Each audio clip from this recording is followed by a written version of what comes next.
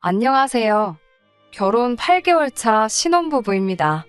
저는 34살, 남편은 37살이에요. 결혼이 많이 늦은 편입니다. 결혼하기 전 연애를 5년이라는 긴 시간 동안 했어요. 결혼 이야기는 이미 연애 시작하고 나서 얼마 되지 않아서부터 서로 오가기 시작했어요.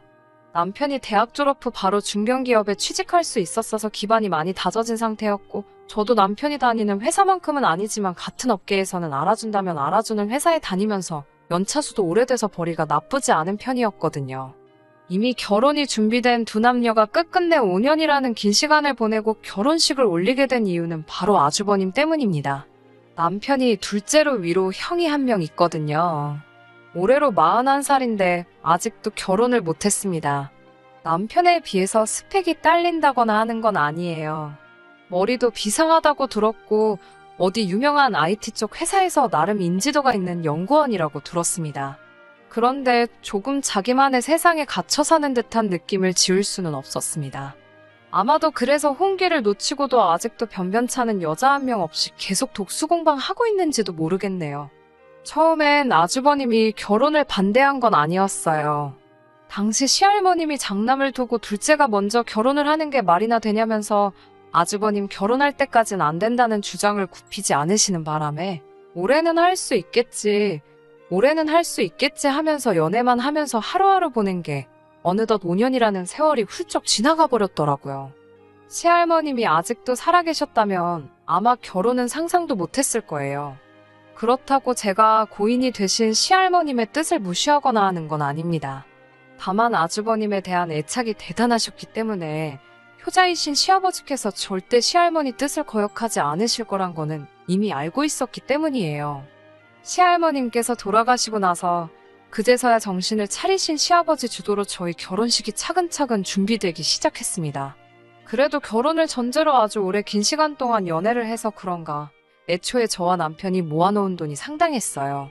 어차피 결혼을 할 것이란 걸 알아서 그런지 연애하면서도 결혼하면 어차피 전부 우리 돈이라는 생각이 들어 쉽사리 지갑이 열리지 않더라고요. 결혼 자금은 남편이나 저나 회사 들어간 지 얼마 되지 않은 시점부터 열심히 모아 그 돈만 해도 다른 사람에 비해 상당한 액수였는데 장장 4년 반이 넘는 기간을 기약 없는 결혼을 위해 연애만 해와서 그런가 안 그래도 많이 모아놓은 돈에 모인 돈이 더 많았어요.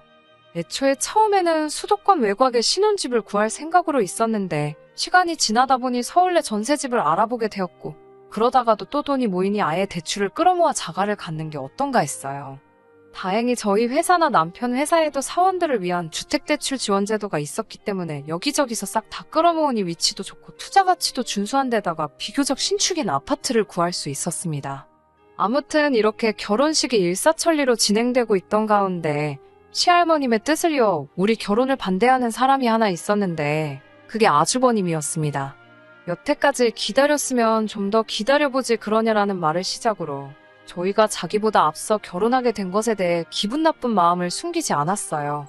하지만 다행히도 이제 시할머님은 계시지 않았고 무엇보다 이제 실질적으로 집안의 가장 큰 어른이신 시아버지의 주도로 진행되는 결혼식을 막을 수 있는 사람은 아무도 없었습니다. 시어머니가 아주버님 눈치를 조금 보면서 저희한테 아주버님 편을 들며 여태 기다린 김에 조금 더 기다려보지 않겠냐 제안을 했지만 당연히 받아들여지지 않았습니다. 시아버지는 남편 9수 전에 장가를 보내는 게 좋다고 생각하셨고 저도 더 늦췄다간 노산이라 이세 계획에 큰 차질이 생길 것 같아 양보할 수 없기도 했으니까요. 그 뒤로부터 아주버님은 틈만 나면 결혼 준비하러 다니는 저희를 쫓아다니며 해방을 놓기 시작했어요. 결혼식장 예약할 때도 아무래도 여러 사람이 오는 자리다 보니 음식 취향들을 몰라 뷔페로 진행을 하려고 했는데 아주버님이 무조건 스테이크로 해야 한다고 하더라고요.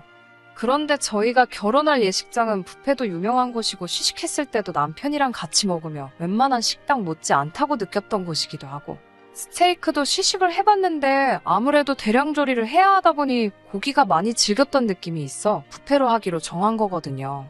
그런데 제가 볼 때는 그냥 반대를 위한 반대를 위해 아주버님이 심술 부리는 걸로밖에 안 보였습니다. 누가 부르지도 않았는데 굳이 따라 나와서는 저희가 내리는 결정마다 무조건 반대를 하기 시작했어요. 예를 들면 뷔페와 스테이크가 하나고 또 하나는 저희가 신혼집에 쓸 가전제품을 보러 가면 엘사 걸 보고 있으면 S사 것이 좋다고 하고 S사 것을 보고 있으면 엘사 게 좋다고 하고 뭐 이런 식이었습니다. IT 전문가가 하는 말을 들으라는데 가전제품하고 아주버님이 하는 일하고 아무 연관이 없는데도 말이에요. 웨딩드레스 입는 날에도 따라와서는 신랑도 아닌 사람이 디자인이 어떻네 저떻네 옷이 어울리네 안 어울리네 헛소리를 하고 있어서 그때는 솔직하게 남편한테 아주버님은 대체 언제까지 눈치 없이 저렇게 따라다니시는 거냐고 눈치를 줘서 남편이 아주버님이 더 이상 쫓아다니지 못하도록 조치를 해줬습니다. 그제서야 편하게 결혼식 준비를 할 수 있었어요. 결혼식을 몇 주 앞두고 있는 상황에 아주버님이 저희를 불러서 한다는 말이 결혼식 날 축가를 자기가 불러도 되느냐고 물어보더라고요. 축가는 제가 다니는 교회 찬양팀에서 해주기로 했는데 막무가내로 자기가 하겠다고 우기길래 어디 한번 드러나 보자고 노래 한번 불러주시겠냐고 물어봤어요. 정말 노래라도 잘하시는 편이었다면 대신 시키겠는데 본인을 너무 과대평가하고 있더라고요. 그래서 이미 미리 약속을 한 사람이 있어서 안 되겠다고 죄송하다고 하니 그럴 거면 노래는 왜 불러보라고 한 거냐며 화를 내시더니 자기가 저희 결혼식 날 축가를 불러야만 그나마 그중에 하객으로 온 여자들에게 자기 매력을 보여줄 수 있는 거 아니겠냐고 말도 안 되는 소리를 하시더라고요. 제 결혼식 날 자기가 결혼할 사람을 찾으려고 하는 건데 내 혼삿길마저 막을 생각이냐며 입에 거품을 물고 꼭 자기가 하겠다고 생떼를 쓰더라고요. 그 노래에 과연 누가 아주버님한테 관심을 가질지도 미지수였지만 제 한 번뿐인 결혼식 축가를 아주버님이 부르게 냅둔다는 것만큼은 용납할 수 없었습니다. 갖은 방법을 써서 아주버님 설득시키고 결국 어찌어찌 잘 넘어갔지만 정말 결혼식 준비하는 내내 아주버님 때문에 아주 짜증이 나고 스트레스 받는 일이 한두 번이 아니었어요. 제 친구들 부케 받는데 거기까지 따라 나와서 지가 부케를 받으려고 하는 통에 난리도 아니었습니다. 부케를 받은 아직 결혼 안 한 제 회사 동료한테 가서는 자기는 어떠냐고 되지도 않는 매력 어필을 하고 있더라고요. 아무튼 어찌저찌 별탈 없이 결혼식을 넘겼어요. 아주버님이 조금 열받게 하는 부분은 있었지만 저한테 직접적으로 큰 피해 입힌 거 하나 없고 짜증이야 많이 부렸지만 실제로 아주버님 의견이 반영된 적은 한 번도 없이 다 저와 남편이 원하는 대로 진행할 수 있었으니까요. 그런데 신혼여행 끝나고 돌아와서 입주 청소가 끝나고 신혼집에 들어가고 얼마 지나지 않아 아주버님과 아주 한바탕 대소동이 생기게 되었습니다. 집들이 날 저희 집에 처음으로 시댁 식구들이 모이게 되었거든요. 아주버님은 저희 집을 이때 처음 와보는 거였어요. 그런데 아파트 시세를 검색해봤는지 집들이에 오자마자 저희 집 살 때 사용한 통장 내역을 꼭 봐야만 하겠다고 하더라고요. 말씀드렸다시피 저희가 아주버님 때문에 연애를 길게 하느라 정말 양가 지원 하나도 받지 않고 두 사람만의 힘으로 마련한 집이거든요. 회사에서 대출 지원도 해주고 저희가 개인적으로 받은 대출도 있었기 때문에 생각보다 조금 넉넉하게 자금을 만들 수 있어서 혼수까지 정말 양가 어른들의 도움 하나도 없이 마련했다고 설명해줬어요. 그런데 아주버님은 그걸 믿지 않더라고요. 장남인 자기가 결혼을 아직도 못했는데 어떻게 이런 집을 해줄 수가 있느냐고요. 혹시 자기가 지원받아야 할 돈까지 전부 받아서 집을 구한 거 아니냐는 식으로 의심하더라고요. 아주버님 본인도 시아버지가 자신을 탐탁치 않게 생각하는 걸 알고 있는 듯 했습니다. 우리 둘이 벌어서 모은 걸로 산 거라고 아무리 말을 해도 믿지를 않더라고요. 저희가 집 하는데 정말 아무런 도움 없이 한 거기 때문에 증명하는 거야 아무 문제도 아닌데 이런 걸 일일이 증명해 보이고 싶지도 않았습니다. 시어머니는 아주버님에게 쩔쩔매면서 저희가 하는 말이 진짜라고 너 결혼할 때 지원해줄 돈은 아직도 그대로 있고 전부 다 우리들 스스로 한 게 맞다고 했습니다. 그랬더니 곧바로 태도를 바꾸면서 자기가 아니었으면 이런 좋은 아파트를 자가로 구했겠냐고 전부 다 자기 덕이니 고마워하라고 은혜를 갚으려면 나중에 자기한테 외제차 한 대쯤은 뽑아달라고 하더라고요. 그 자리에서 남편도 기분이 많이 상해 보였지만 저는 정말 화가 머리 끝까지 났어요. 생각해보세요. 제 나이가 이제 34입니다. 지금 남편하고 결혼까지 했으니 다행이지 그렇게 연애만 길게 하다가 헤어졌더라면 저는 결혼 시장에서 경쟁력이 없어지잖아요. 시할머님 돌아가시고 허겁지겁 준비한 거라 사실 그렇게 준비할 시간이 넉넉했던 것도 아니고 준비하면서도 그렇게 회방을 놓았었잖아요. 결혼식도 부르고 싶은 사람 정말 많았지만 코로나 때문에 하객도 많이 부르지 못하고 평생에 한 번 가는 신혼여행도 해외로 나갈 수가 없어서 국내 여행으로 끝내야만 했었습니다.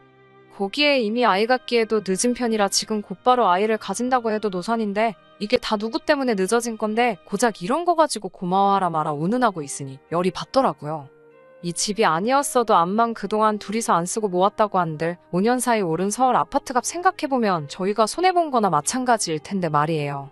진짜 그 자리에서 뺨싸다귀를 한 대 올려붙이고 싶었는데 남편이 제가 열받은 거 눈치채고 말려줘서 겨우 참았습니다. 아무튼 방금 말씀드린 대로 저희가 늦게 결혼을 한 만큼 서로 마음이 급해 산부인과 가서 둘 다 검사받았고 하루빨리 날 잡으라는 이야기 듣자마자 엄청 열심히 노력했어요. 그리고 자연 임신에 성공하게 되었습니다. 혹시나 하는 마음에 시술 받으러 병원 예약한 걸 갈 필요가 없게 되었습니다. 양가에 임신했다는 소식을 알리니 아주 날아갈 듯이 기뻐하셨어요. 마치 친정부모님만큼 기뻐해 주시는 시부모님 보니 저도 기분이 좋아져 있었습니다.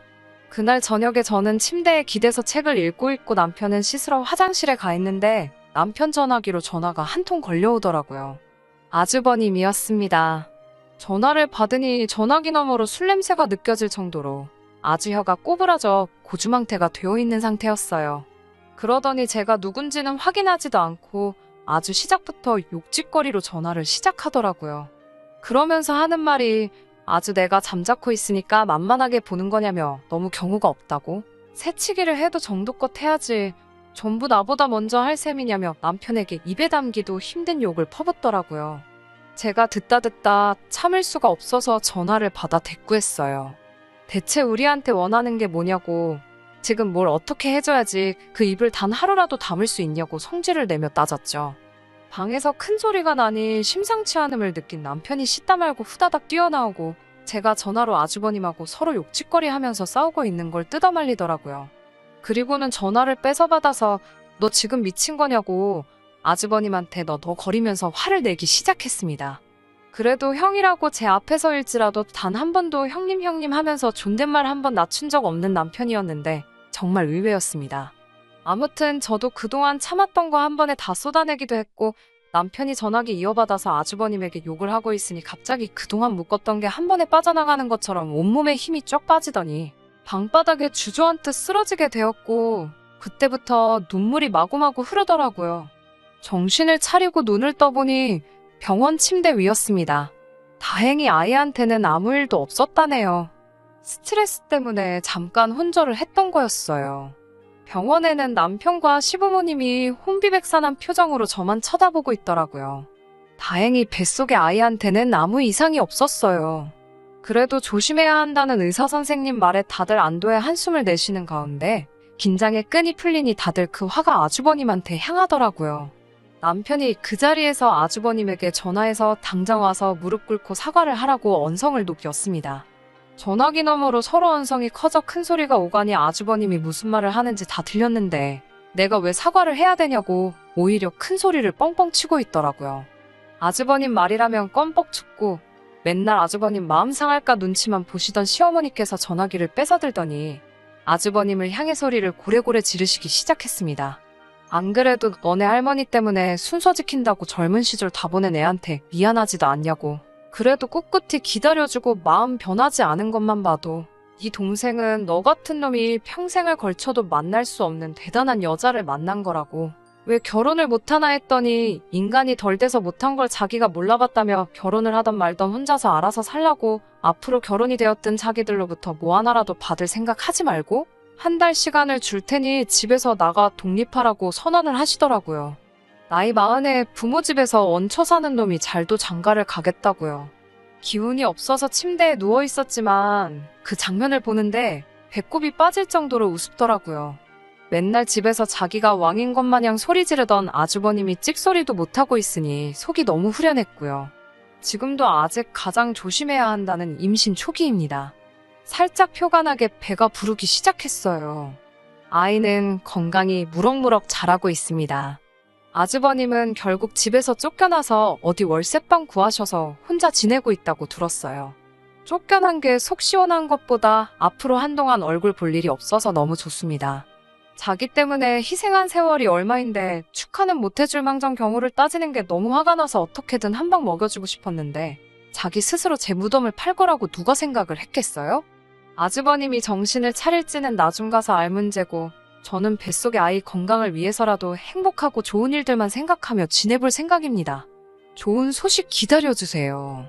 그러면 이제 사연 마치도록 할게요. 끝까지 들어주셔서 감사합니다. 오늘의 사연은 여기까지입니다. 구독과 좋아요, 알람 설정 부탁드리고 더 좋은 사연으로 다시 찾아뵙겠습니다. 감사합니다.